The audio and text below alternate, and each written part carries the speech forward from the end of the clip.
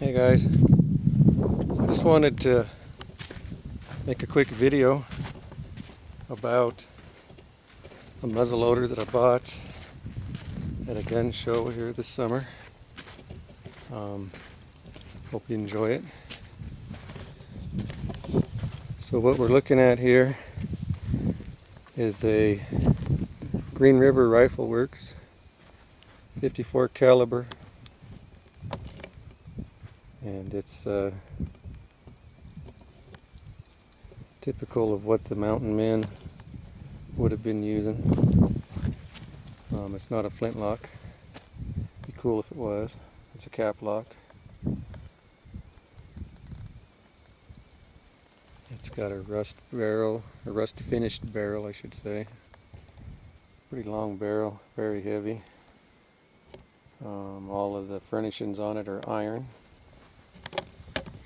Anyway, Green River Rifle Works isn't in business anymore, but if you were to go online, you could type in white muzzleloaders, and on his webpage, he's the creator of the Green River Rifle, and it was built in the early 70s. They have the history of the Green River Rifle Works rifles there. It's quite interesting. If you're into muzzleloading, you'll really like looking at the history of this gun. It's a pretty rare gun now to find, especially in good shape. A lot of people collect them and they don't let them out of their hands. I got lucky, got it for a pretty decent price, I thought. Anyway, I'd like to do a little shooting with it today.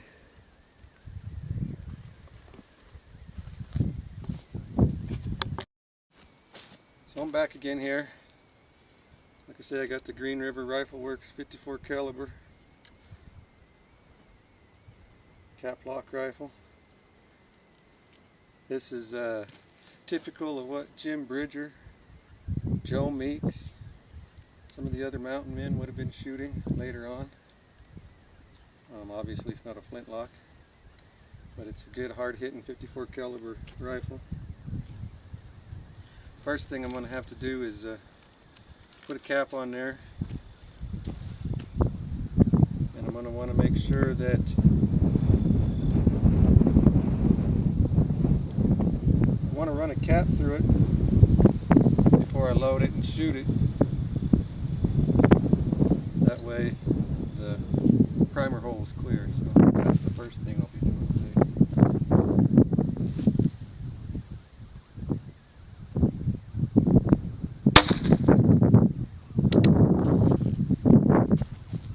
Alright, so I'll load it up and I'll be right back. Figured I might as well load it for you, or with you. What I'm going to be using is a speed loader. Now obviously Jim Bridger, Joe Meeks, Hugh Glass, they didn't have speed loaders. But you know, it helps me out. I can have the loads all pre-made and it speeds things up a little bit. These are pretty cool. This one is made by CVA. It's got two openings. One end says powder. Obviously your powder charge is in there, so you flip that up first. First, I know it's clear, but I want to make sure the bore is clear. Hear that metallic sound? See how it's bouncing around there? That tells you there's not a load in there. So here we go. Take a look at the timer on the internet. See how long it takes me to load this. So in goes the powder. Pop open this second lid. I suppose I don't have my quick starter. Hold on. Now maybe I'll just use this. I should be using a starter, but since I got in a hurry,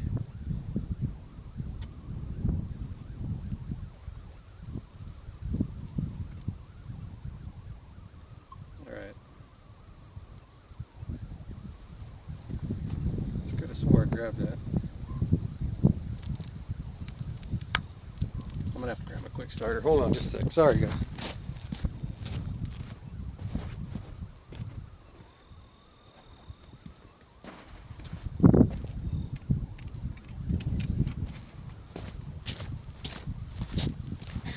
So obviously, don't time me on this one, huh? Anyway, use this to start the ball in there.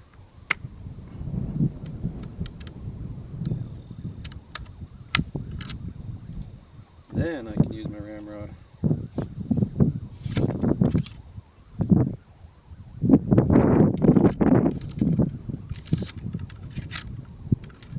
don't know if you can see it, but I have a mark here. Lets me know that my load is set where it needs to be.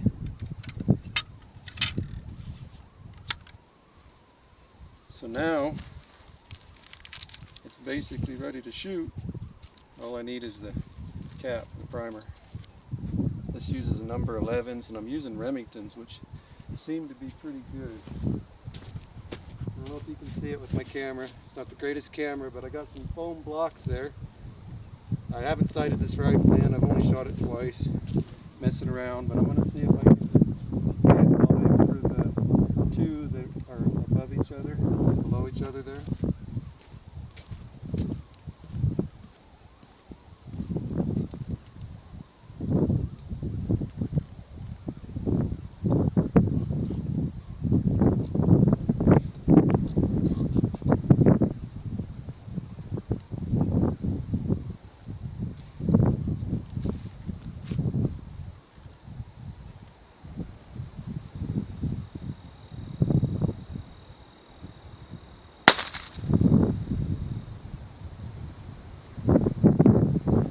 That's never good.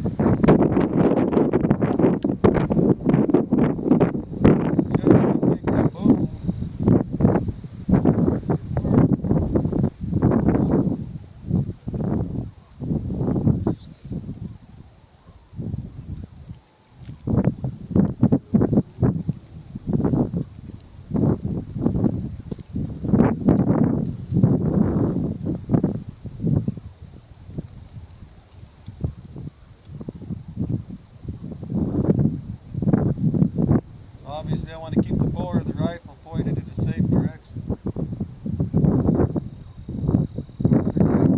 Try again.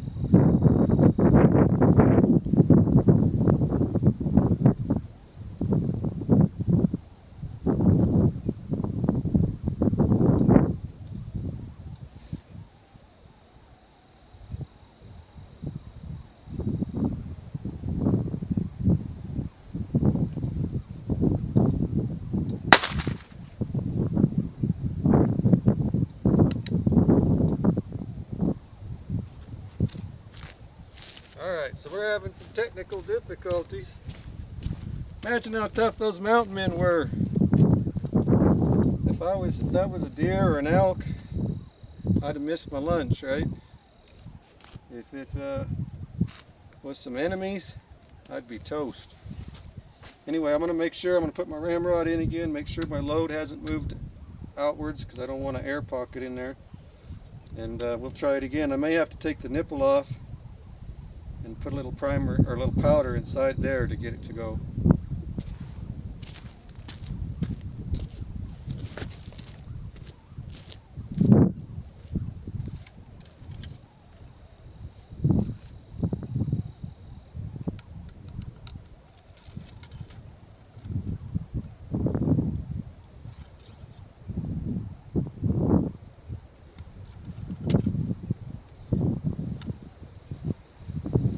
One more time. If this doesn't work, then I'm going to have to turn the camera off and I'll adjust my rifle here. Glad I'm not hunting.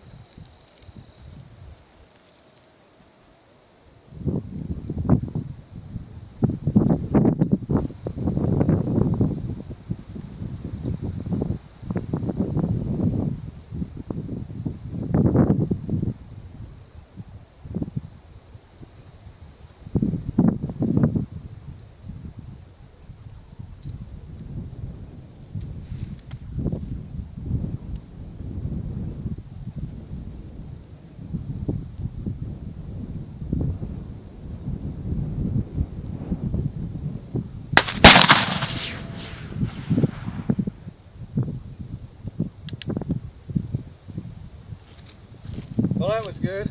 Honestly, I didn't think it was going to fire. You hear that delayed fire? That and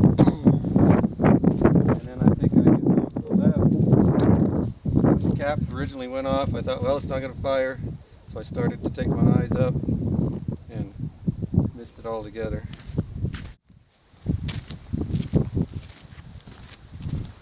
Alright, so I think we'll try it again. Starting to spit a little rain, but I don't know how much it'll come down on us here. We're in Wyoming. We're about 20 miles east of Riverton, where interestingly we're one of the first, some of the first mountain man rendezvous took place back in the early 1800s. I have a theory. It's called the Charlie Brown effect.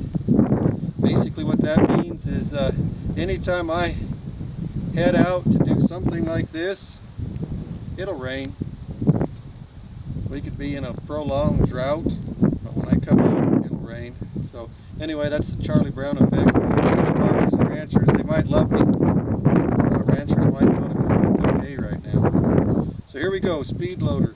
Look at the timer on the internet, see how long it takes me to load this.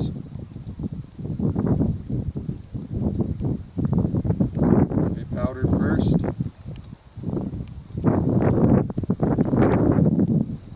Seat the ball in there.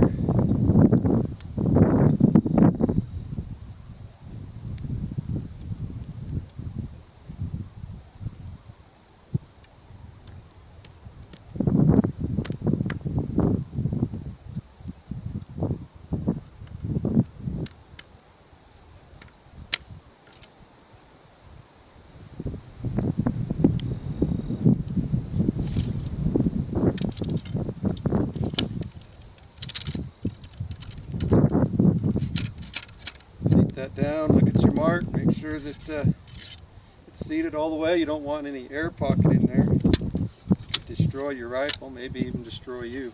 So now, we'll try again. I'm going to use these foam blocks. I don't even know if they're in the camera view. Sorry about my cameras. I'll try to get some better cameras if you keep watching my videos. Anyway, we'll try it.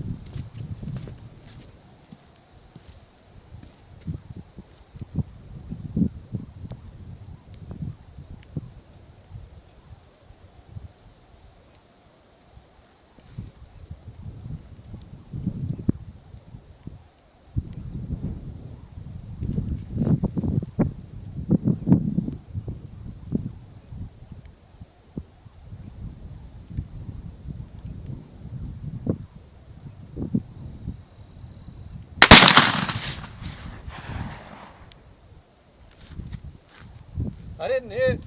I'm going to go take a look, see where I hit. Alright, I didn't hit it, like I said. I don't even know where this thing's hitting for sure. I need to set up a target, actually sight it in and see where it's hitting. I think I'm hitting. So anyway, I figured Joe makes on the greenhorn, which basically is what I am. Powder. The ball.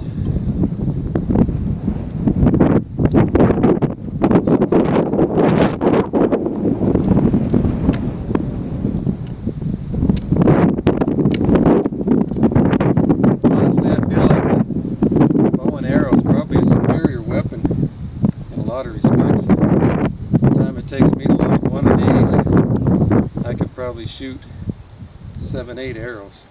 So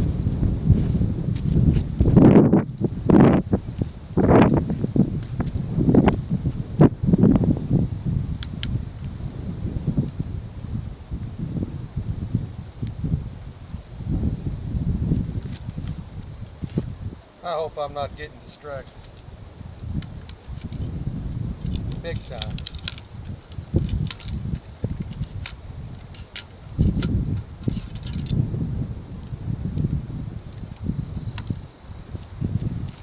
I don't know if you noticed that, but I'm thinking about what I'm going to say or what I'm going to do, and I actually only had the bullet into here.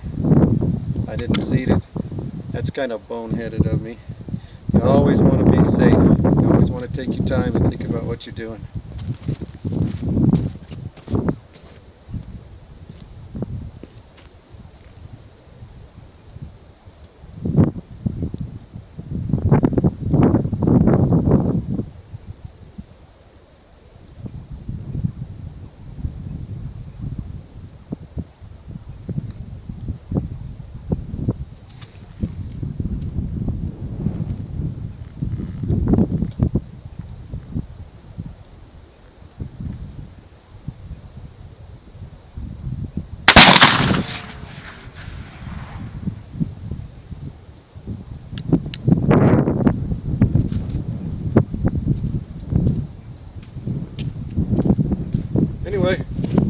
blame the rifle, blame the marksman.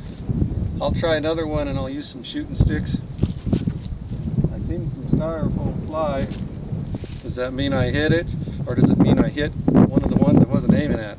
I'll go see.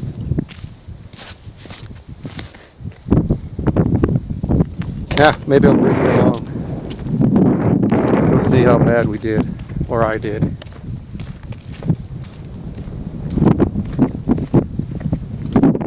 Cool breeze and the rain feels good. It's been so hot.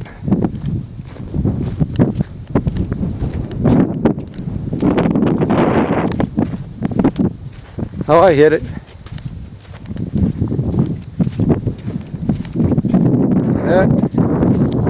This is the one I was in fact aiming at. Hit it right there.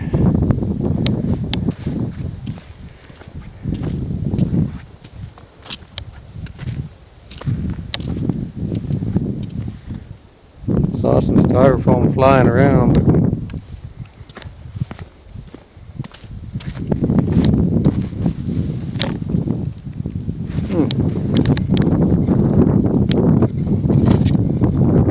oh yeah, it came out the back. For a second there, I was going to say, I don't even think the bullet came out the back. The ball.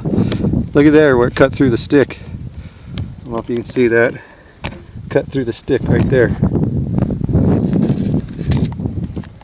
Sorry about that. Hope I didn't make you dizzy. So it hit just a little left of where I was aiming. That's awesome.